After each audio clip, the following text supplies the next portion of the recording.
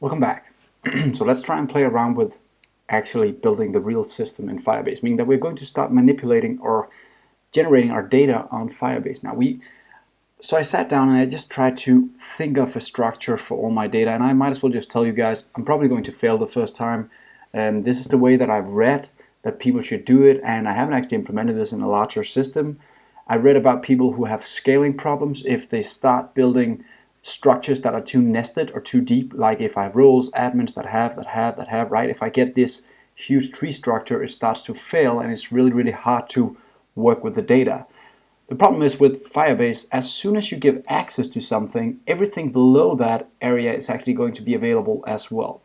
So if I say I need admin access here, all of this will actually be returned as admin access as well. So we have to try and figure out how we can actually go in and fine-grain each layer in structure. So let me just try and explain what I'm starting out with in my mind here as the structure I want in my system.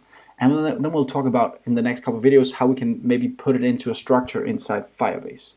So the first one is we're talking roles. I need roles. We don't have that right now, and that's the next step. I want to implement roles inside my authentication solution so we can start having roles. Depending on who you are, you can do different things. The second thing is users. We need users. They're already in there. We're already able to delete them, but I might need another structure because right now users can pretty much, if you grab users, you can pretty much do anything with them right now, and that's bad because we want to be able to say admins can read and write to users, but each user can actually only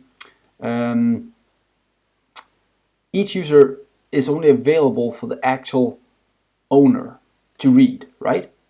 And maybe the educator can change it. So R is read, W is write, so that's kind of how I say it here. So this guy, the owner, can read the data, but the admin can read and write the data, okay?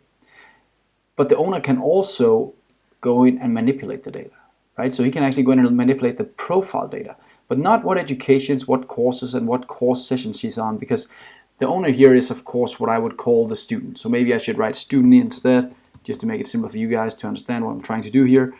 But I want the students to be able to actually read this and write this, okay? But they shouldn't be able to read and write the education, the courses, and the session they're in. That should be for the educators and the admins alone to change that. So that's what I'm trying to do. And now we have educations, and the education should be managed by the admins, and the admin and educator owners, only the educator owners are going to have read-write for this, right?